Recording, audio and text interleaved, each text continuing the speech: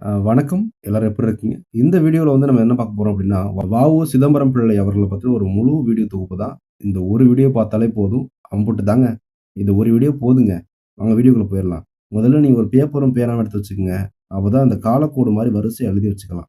அப்பதான் உங்க கால வரிசைப்படுத்துங்கன்னு ஏதாவது கேட்டாங்கன்னா, நச்சுன்னு நம்ம பதில் அடிக்க முடியும். சரியா? முதல்ல பேப்பர், பேனா எடுத்துக்கங்க. இவரோட முழு பேர் என்னன்னு பார்த்தீங்கன்னா, வள்ளியப்பன் உலகநாதன் சிதம்பரம் பிள்ளை. வ.உ.சி. அப்படின்றது வள்ளியப்பன் உலகநாதன் சிதம்பரம் பிள்ளை. செப்டம்பர் மாதம் 5ஆம் தேதி 1872ல தூத்துக்குடி மாவட்டத்தில் இருக்க ஒட்டப்பிடாரம் அப்படின்ற ஊர்ல உலகநாதன் பிள்ளை, பரமாயி அம்மையார் இவர்களுக்கு மகனா பொறந்திருக்கார். ஓகேவா? தொழில் வழக்கறிஞர் தொழில் தான். ஓகேவா? இப்ப இந்திய தேசியத்துக்கு எடுத்துட்டீங்கன்னா, நெறைய பேர் வழக்கறிஞர்களா தான் இருப்பாங்க. காந்தி கூட வழக்கறிஞர் தான். ராஜாஜி வழக்கறிஞர், சித்தரன் தாஸ் வழக்கறிஞர், மோதிலால் நேரு வழக்கறிஞர். இப்படி சொல்லிக்கிட்டே போலாம். அப்ப வந்து வழக்கறிஞர் தான் அவரு. இவரு கூட ஒரு நீதிமன்றத்துல ஒரு வழக்கு சொல்லுவாரு. அதாவது, நீதிமன்றத்தில் வாதாடுவதை விட இந்தியாவிற்காக போராடுவதே மேல் அப்படின்னு சொல்லியிருப்பாரு. அப்ப இந்த வாசகம்லாம் இவருக்கு குறிச்சு வச்சுக்கலாம். இவரோட அரசியல் குரு யாருன்னு பார்த்தீங்கன்னா, பால கங்காதர திலகர். திலகர் அப்படின்றது ஒரு புரட்சிகர தேசியவாதி தான். அப்ப அவர மாரி தான் இவரும் இருக்கிறார். ஓகே. இவருடைய இறப்பு வந்து நவம்பர் 18, 1936. 64 வயசுல தூத்துக்குடி மாவட்டத்தில இருக்கக்கூடிய காங்கிரஸ் அலுவலகத்தில தான் அவர் இறந்து போயிட்டார். அமர்ந்திருக்கும்போது இறந்து போயிட்டார். ஓகே. அப்ப பாருங்க, தேர்வுக்கு முக்கியமான சிறப்பு பெயர்கள் பார்த்தோம்னா, கப்பலோட்டிய தமிழ்ன்னு சொல்றாங்க. ஏன்னா, அவர் ஆங்கில கடல் வணிகத்திற்கு, ஆதிக்கத்திற்கு ஒரு எதிராக ஒரு உள்நாட்டு இந்திய கப்பல உருவாக்குறார். அதான் சுதேசி நாவாய் சங்கம் அப்படின்னு சொல்லுவோம். அதே மாரி செக்கிழுத்து செம்மல். கோவை மத்திய சிறையில மாடுகளுக்கு பதிலா இவரு செக்க இழுத்து அந்த எண்ணெய் ஆட்டுறார். ஓகே தானே? அதனால அவர் செக்கிழுத்த செம்மல் அப்படின்னு இந்த செக்கு கூட கோயம்புத்தூர் அந்த சிறை வாசல்ல கொஞ்ச நாளைக்கு கண்காட்சிக்கு வச்சிருந்தாங்க. இப்போ சென்னை காந்தி அருங்காட்சியகத்துல பார்வைக்கு வச்சிருக்காங்க. பொதுமக்கள் பார்வைக்காக. ஓகேவா? சுதேசி இயக்கம் நிகழ்வுகள், தமிழக புரட்சி செயல்கள் அப்படின்றது முக்கியமானது. இத பத்தி நம்ம கீழ பிரீஃபா பார்ப்போம். இப்போ வந்து உங்களுக்கு டேட் தெரிஞ்சுக்கிறதுக்காக தான் இருக்கு. ஓகேவா? நாள் குறிச்சுக்கிறதுக்காக தான். சுதேசி நீராவி கப்பல் நிறுவனம் அப்படின்றது அக்டோபர் 16, 1906 அன்று தொடங்கப்படுது. இந்த கோரமில் தொழிலாளர் போராட்டம். இது வந்து நூற்பு ஆலை. ஓகேவா? நூல் செய்யக்கூடிய ஆலை. தொழிலாளர்கள் உரிமைக்காக போராடி சம்பள உயர்வு பெற்று தந்தார் அப்படின்றது 1908. திருநெல்வேலி எழுச்சி அப்படின்றது பிபின் சந்திரபால் அவரோட விடுதலை கொண்டாடுறதுக்காக ஒரு சுதேசி நாள் அப்படின்னு ஒண்ணு இவங்க ஒரு மீட்டிங் போடுவாங்க. அதுக்காக கைது செய்யக்கூடிய நாள். அது 1908 தான். ஓகேவா? இத பத்தி கீழ பிரீஃபா பார்ப்போம். 4 வரிசையா எல்லாத்தையும் பார்த்துருவோம். அடுத்து போவோம். அவர் பணியாற்றிய பத்திரிகைகள் பார்த்தீங்கன்னா, விவேக பானு அப்படின்னு ஒரு மாத இதழ்ல பணியாற்றுறாரு. அடுத்து தேசபிமானி, தி இந்து நேஷன், தமிழ் நேஷனல். ஓகேவா? இந்த வரிசையா அத படிச்சுக்கங்க. இதுக்கு ஏதாவது ஷார்ட்கட் இருந்தா கூட கமெண்ட்ல சொல்லுங்க. உங்க ஃப்ரெண்ட்ஸ்க்கு பயனுள்ளதா இருக்கும். Vivekabhanu, Desabhimani, the Hindu nation, Tamil national. Okay. எழுதிய மற்றும் பதிப்பித்த நூல்கள் பார்த்தீங்கன்னா, இவரு மெய்யறம் அப்படின்ற நூல் திருக்குறள வச்சு எழுதுவார். ஓகேவா? திருக்குறள் அத வச்சு எழுதின நூல் தான் மெய்யறம். அப்புறம் மெய் அறிவு அப்படின்னு ஒரு நூல் எழுதியிருக்காரு. அப்புறம் இவரோட சுயசரிதை நூல் எழுதியிருக்காரு. ஜெயில்ல இருக்கும்போது எழுத ஆரம்பிச்சு, அப்புறம் கடைசியா முடிச்சிருவாரு அந்த நூல. அடுத்து பாடற்றிரட்டு அப்படின்றது ஒரு கவிதை தொகுப்பு நூல். பாடற்றிரட்டு. ஓகே. அடுத்து மொழிபெயர்ப்பு நூல் அப்படின்றது ஜேம்ஸ் ஆலன். அதாவது ஆங்கிலேய ஒரு கவிஞர் ஆலன் அப்படின்றவர் எழுதின அந்த நூல்கள மொழிபெயர்த்திருப்பாரு. மனம் போல் வாழ்வு, அகமே புறம், வலிமைக்கு மார்க்கம். ஓகே. வலிமைக்கு மார்க்கம் அப்படின்றதெல்லாம் ஒரு மொழிபெயர்ப்பு நூல். மனம் போல் வாழ்வு, அகமே புறம், வலிமைக்கு மார்க்கம். பதிப்பித்த நூல்கள் பார்த்தீங்கன்னா, திருக்குறள், தொல்காப்பியம், சிவஞான வேதம். ஓகேவா?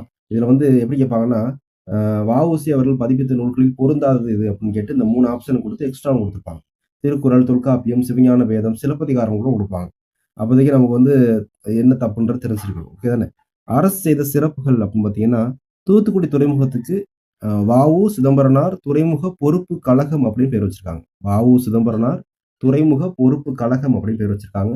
இவரோட நினைவா வந்து 1972ல ஒரு தபால் தலை வெளியிட்டிருக்காங்க.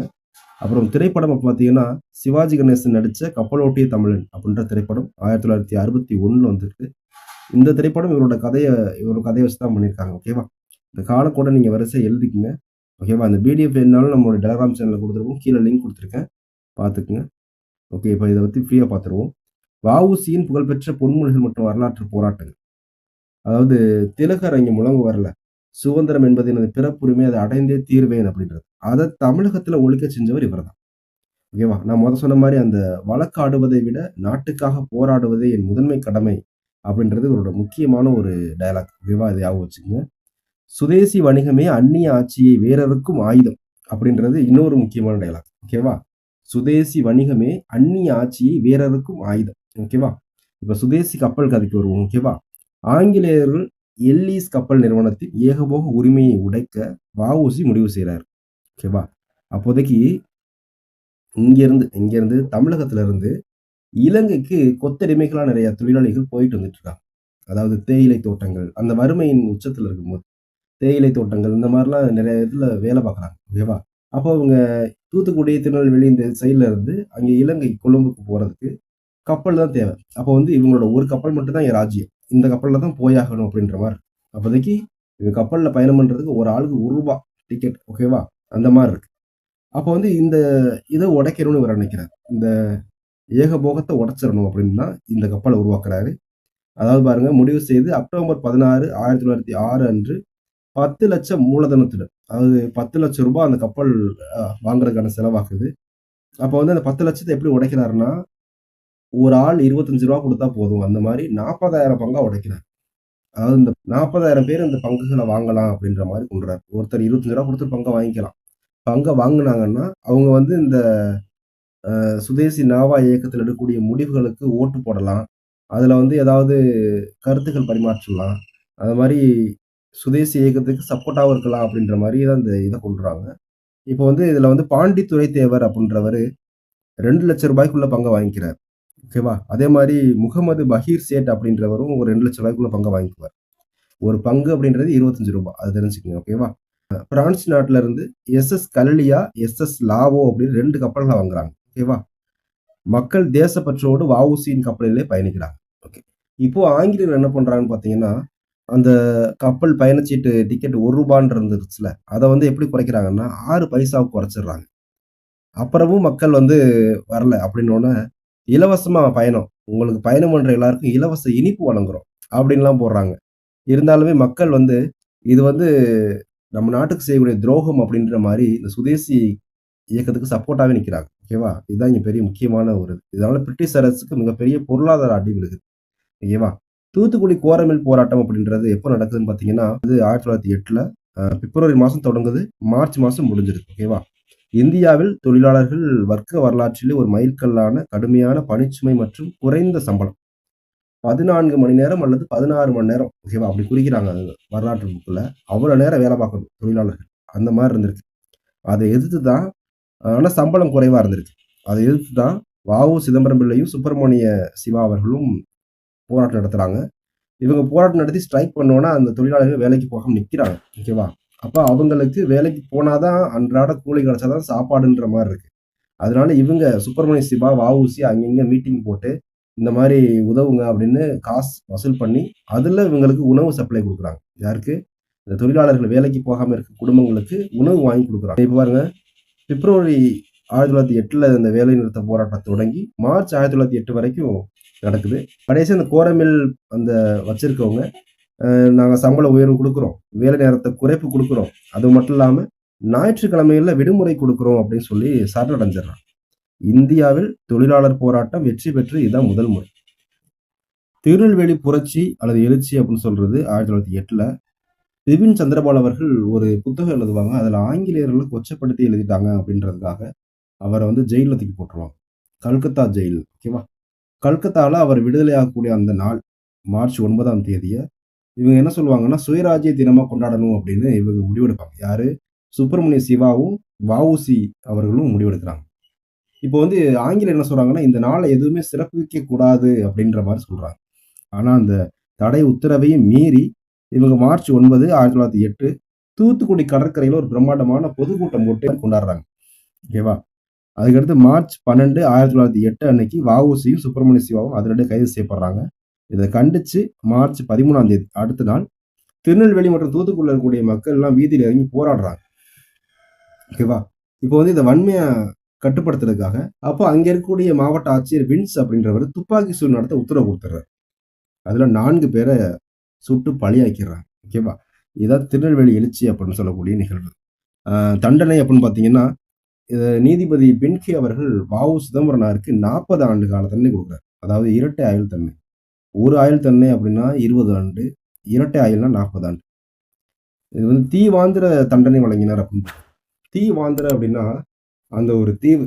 அந்தமான் தீவுல இருக்க சிறை. அத வந்து தமிழ்ல காலபாணி அப்படின்னு சொல்லுவாங்க.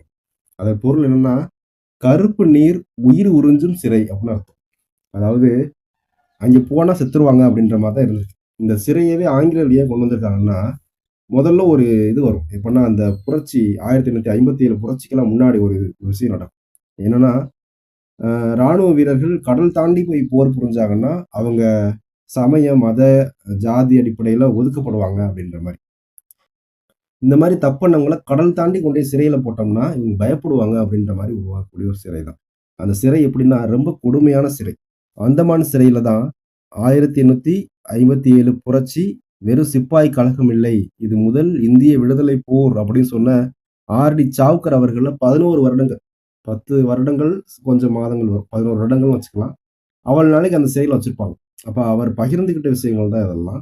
அதாவது பார்த்தீங்கன்னா, அது வந்து ஒரு இருட்டு ரூம் தானாம். தனியா ஒரு ஆளுக்கு ஒரு ரூம் குடுத்துருவாங்களாம். இருட்டு ரூமாம். சாக்கு உடை தான் உடுத்திக்கணுமாம். விலங்குகளோட மோசமா, கழிவுகள அந்த ரூம்க்குள்ளேயே இருந்துக்கணும். வெளியில டாய்லெட் போறதுக்குலாம் வெளில விட மாட்டாங்க. அப்பன்னா பார்த்துக்கங்க. கழிவுகளோடயே ஒரு மனிதன் இருந்தான்னா, அவன் எவ்வளவு நாள் தான் தாக்கு பிடிக்க முடியும்? ம். சாப்பாடு ஒழுங்கா இருக்காதாம். இந்த மாரி இருக்கும். அவரு நெறைய கருணை மனுக்கள வந்து ஆங்கிலம் எழுதிட்டே இருப்பாரு வி.டி. சாவுக்கு. அதனால அவர வந்து ஒவ்வொரு ஜெயிலா மாத்தி கடைசியா விடுதலை பண்ணிருவாங்க. ஓகே தானே. இப்போ ஓகே அத விடுவோம். ஓகே. இந்த மாரி கடுமையான சிறை தண்டனை தான் அவர் குடுக்கறதா இருந்துச்சு. ஆனா, இவர் வழக்கறிஞர், இவர் நண்பர்களும் வழக்கறிஞர். அவர்கள் எங்க போறாங்க? இங்கிலாந்துல போய் மேல்முறையீடு பண்றாங்க. அதனால இந்த சிறை தண்டனைய 40 ஆண்டு அப்படின்றத 20 ஆண்டா குறைக்கிறாங்க. மறுபடியும் கடுமையான போராட்டங்கள் பண்ணி, கடைசியா அந்த சிறை தண்டனைய 6 ஆண்டா குறைக்கிறாங்க. ஓகேவா? இந்த 6 ஆண்டுகள்ல கொஞ்ச காலம் கோயம்புத்தூர் சிறையில இருப்பாரு. அடுத்து பேலன்ஸ் கொஞ்ச காலத்த வந்து கேரளால இருக்கக்கூடிய கண்ணூர் கண்ணூர் சிறைச்சாலையில அனுபவிப்பார். ஓகேவா? இங்கே இவர வந்து செக்கிழுக்க விடுவாங்க. அங்கே வந்து அவர வந்து நூல் நூற்கிறது, சணல் நார் உரிக்கிறது, இந்த மாரி வேலைகள்லாம் குடுப்பாங்க. ஆக்சுவலா ஜெயில்ல இருக்கக்கூடிய சிறை கைதிகளுக்கு பயங்கரமான ஒர்க் குடுத்துருக்காங்க. ஏன்னா இலவசமா கிடைக்குது அப்படின்ற மாரி தான் ஆங்கிலேயர் நெனச்சிருக்காங்க. சுப்பிரமணிய சிவாவுக்கு 10 ஆண்டு சிறை தண்டனை குடுத்திருப்பாங்க. ஆனா அவர் சிறையில இருக்கும்போதே அவருக்கு தொழுநோய் வந்துரும். அதுக்கடுத்து கடைசியா இறந்து போயிருவார். ஓகே தானே. இவர் தொழுநோய் வந்ததுனால தான் ஆங்கிலேயர்கள் வந்து ரயில் வண்டியில் தொழுநோயாளர்கள் செல்லக்கூடாது அப்படின்னு தடை சட்டங்கள் போடுவாங்க. ஓகே. இதோட இந்த வீடியோ முடியுது. ஓகே. இந்த வீடியோ உங்களுக்கு பிடிச்சிருந்துச்சுன்னா, கண்டிப்பா நம்ம சேனல லைக் பண்ணுங்க.